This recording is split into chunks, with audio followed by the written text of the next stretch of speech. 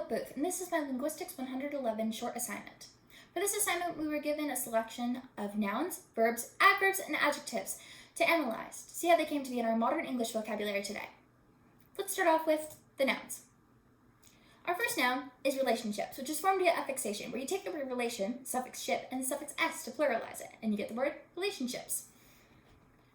The word relation comes from the Latin relatio, meaning carrying or bringing back, and it is derived from the Latin relatus, which is the passive participle of refer, meaning to bring back or bear back. The word relate, meaning make or show connection between, or give an account of events, also comes from the root relatus. We could say that the modern meaning of the root relatus is connect or connecting, and can be used in reference to information, living beings, objects, and more. The suffix ship comes from the Anglican skip, meaning state or condition of being, which comes from the Proto-Germanic skepi, which comes from skap, meaning to create, ordain, or appoint. This comes from the root skep, which is the Proto-Indo-European forming word meaning to cut, scrape, or hack. Our next noun is profession, which is adapted from Latin via back formation, where you take the Latin word professionem, you take away the m ending, and you have the word profession. Professionem in Latin means public declaration, and it is from the past participle stem of profiteri, which means declare openly. Both profess, which comes from the back formation of profession, meaning to declare openly, and professional, meaning relating or belonging to a profession, come from the same roots. But profess is related to profession's original meaning, and professional is from a more modern application, which comes from the 15th century meaning of occupation one professes to be skilled in. So the root has two valid modern interpretations, the original one and the one that began in the 15th century stemming from the original version. Our next noun is passion, which is also adapted from Latin via back formation in a very similar manner, where you take the Latin word passionem, you take away the m ending, and you have the word passion.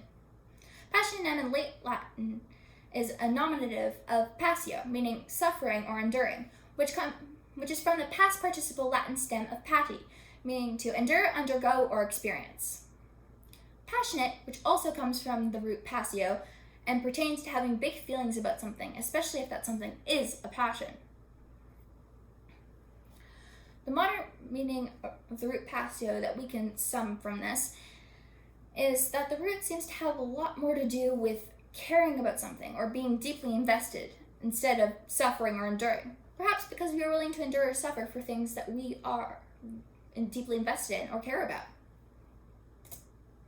Our final noun is honesty, which is formed from an adaptation of the Latin word via back formation and, of course, affixation. Where you take the Latin word honestatum, you take away the atom ending, and you add the suffix y to get the word honesty. Honestatum is the nominative of honestas, meaning honor from others, as in your reputation or character, or figuratively meaning uprightness, virtue, or integrity. This comes from the word honestas, meaning moral purity, uprightness, virtue, or justness. The word honestas comes from the Latin root honos plus the Latin suffix tes. The word honorable, meaning worthy of respect, and usually involves ethics and morals in some sense of that meaning, comes from the root onos. From this we can determine that the modern meaning of the root onos is virtue or having virtue. Now, on to verbs. Our first verb is the word summarized, which is formed via back formation and affixation. Where you take the word summary, you take away its y ending, you add this verb making suffix "-is", and then you add the suffix "d" to put it into past tense. The word summary comes from the Latin summa, meaning whole, totality, or gist. The word sum also comes from the root summa and means the total resulting amount. So we can determine that the modern meaning of the root summa is still pretty much its original version, as in whole, totality, or gist.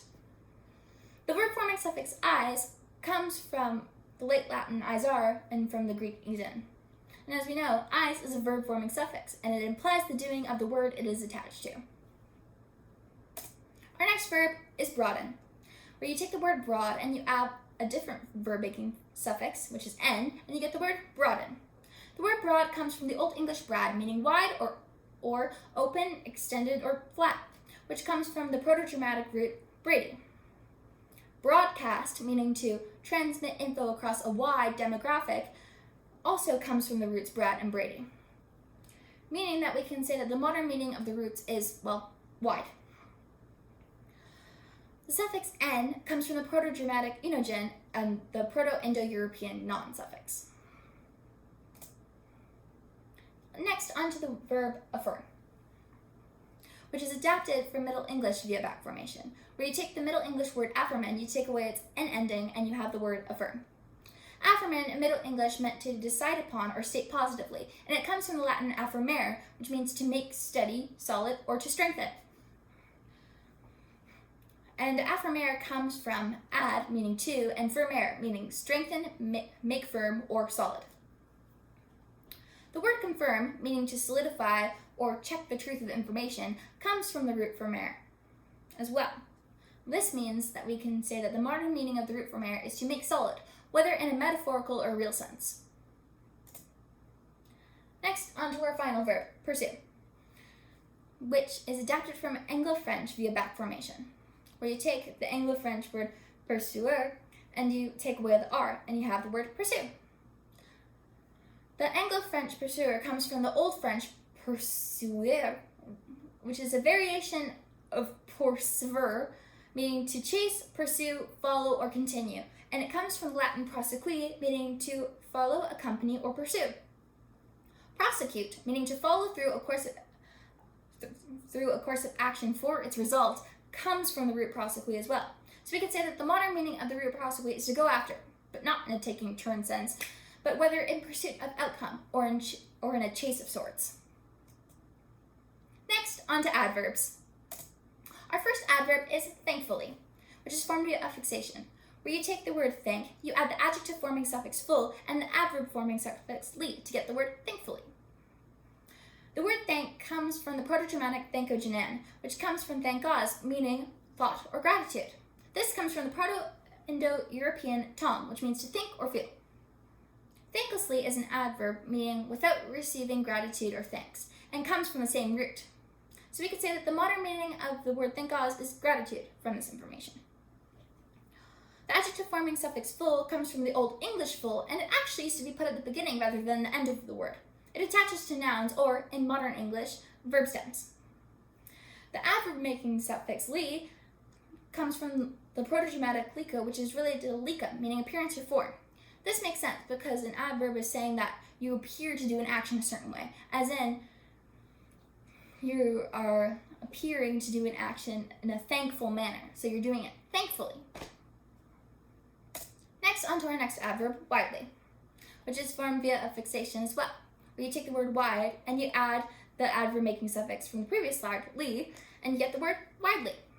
Wide comes from the Old English wid, meaning vast, long, or broad, and it comes from the Proto-Germanic widas.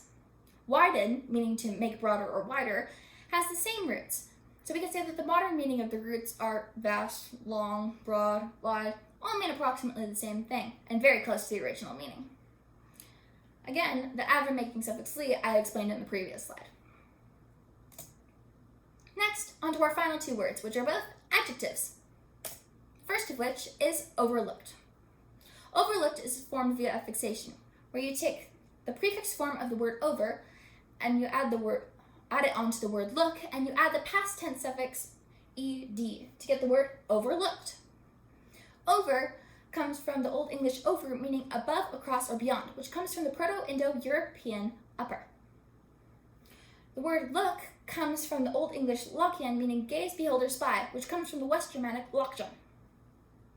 Look-alike, meaning something with similar appearance to what is referenced, also comes from the same roots. From this, we can say that the modern meaning of the roots is to observe or see.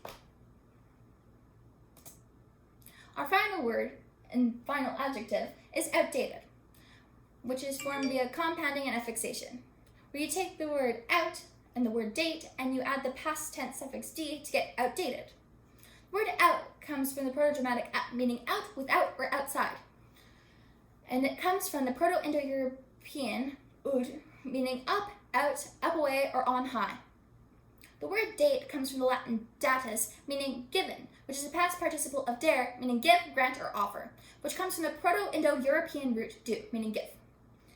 Data, meaning given information from or for analysis, is also from the root dare. It may seem weird that the word date, which we correlate with a day or time, comes from a root that means give or given. But if you look at the history of it, when the Romans at the end of their documents or letters would put given and then the time and place where that document was either recorded or that letter was sent from. So that led datus to end up correlating with time and place, which over time, well, it only ended up correlating with time, which is how we get our modern meaning of date. Thank you for listening to my presentation. These are the resources I used to research this information. Thank you.